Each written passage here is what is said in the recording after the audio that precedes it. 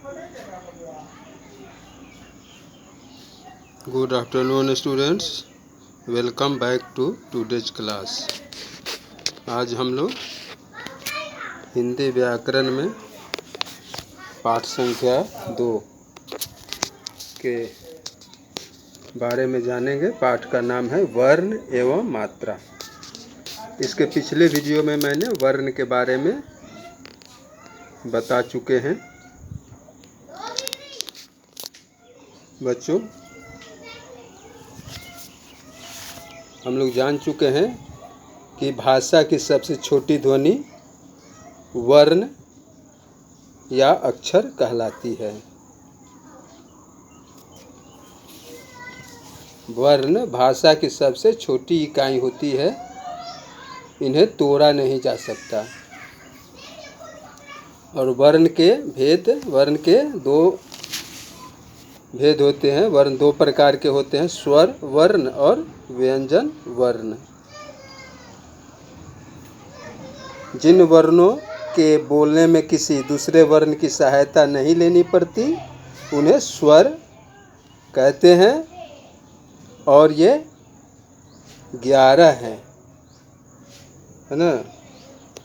I am showing here, देखिए आप, ये 11 स्वर आपको मैं दिखा रहा हूँ।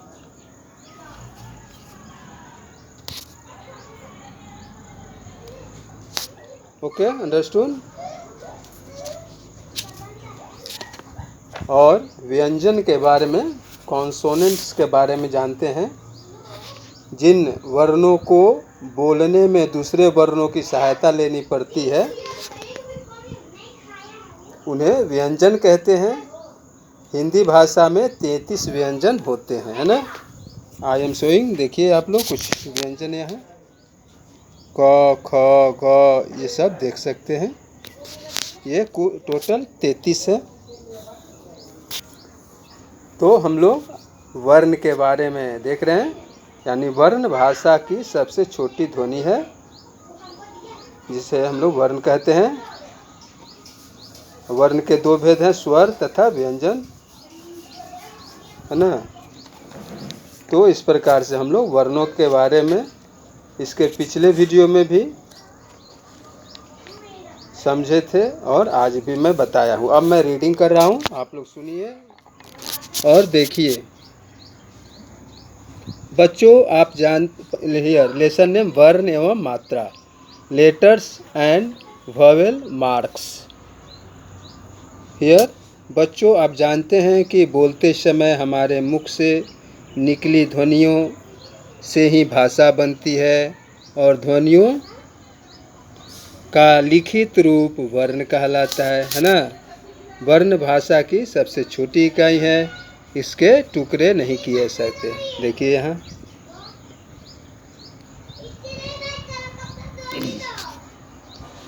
उपयुक्त चित्र में चिड़िया के मुख से च ई ध्वनि का बोध हो रहा है। लिखित रूप में यही ध्वनि वर्ण कहलाती है।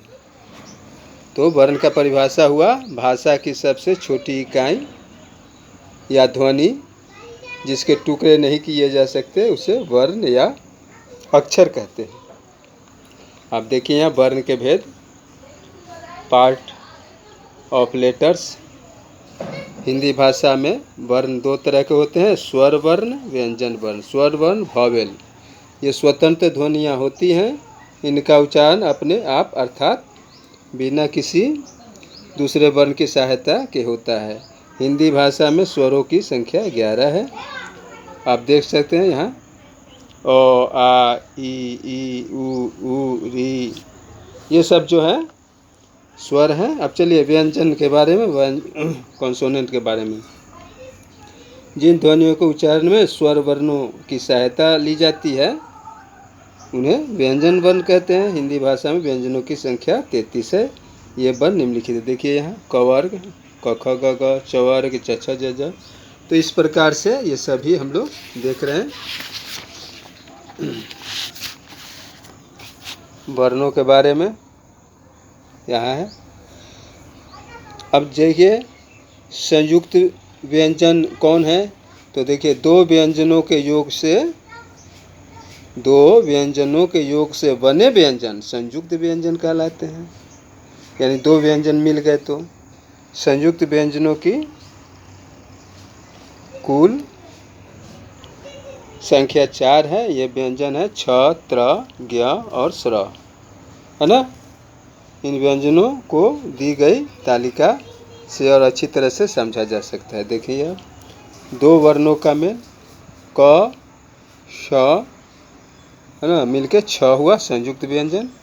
संयुक्त व्यंजन से देखिए कुछ शब्द दिए हैं, क्षमा, क्षत्रिय, छत्राणी।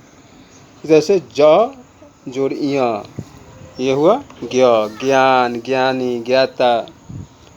त, र, त्र, त्रिशूल, त्रिनेत्र, त्रिशंकु। श, र, क्या हो गया? श्र, श्रम, श्रमिक, श्रद्धा। तो इस प्रकार से हम लोग देखें संयुक्त व्यंजन के बारे में। अब चलिए, ये कौन सा है? उत्क्षिप्त व्यंजन। हिंदी भाषा में ई और ढ वर्णों को, है ना, उत्क्षिप्त व्यंजन कहते हैं। इन्हें भी वर्णमाला में शामिल किया गया है। इनसे बने शब्द हैं, देखिए, सीढ़ी, सारी, कीरा, पहाड़, ये सब हैं। अयोगवा, अंग, अनुस्वार और अह विसर्ग अयोगवाह कहलाते हैं। ये न तो स्वर होते हैं और ना ही व्यंजन। इन्हें स्वर के ठीक बाद में प्रयोग किया जाता है। जैसे देखिए, अंगूर, अ में ये अनुस्वार का प्रयोग हुआ है ना। पंखा, प्रातः, दुख। तो इस प्रकार से हम लोग देखें। आगे आइए, अनुनासिक या चंद्र बिंदु। देखिए, अनुनासिक, चंद्र बिंदु दोनों एक ही नाम है। अनुनासिक वर्ण है, इन्हें चंद्र बिंदु भी कहते हैं। इसका चिन्ह देखिए, ये है। और इसका प्रयोग वहाँ किया जाता है जहाँ उच्चारण अनुनासिक का होता है तथा सिरे रेखा के ऊपर कोई मात्रा नहीं होती है। जैसे देखिए, आँख, चांद, गाँव, ऊँट। तो इस प्रकार से बच्चों हम लोग आज वर्ण के बारे में जाने। तो आप लोग इसको फिर से एक बार पढ़िएगा और समझिएगा।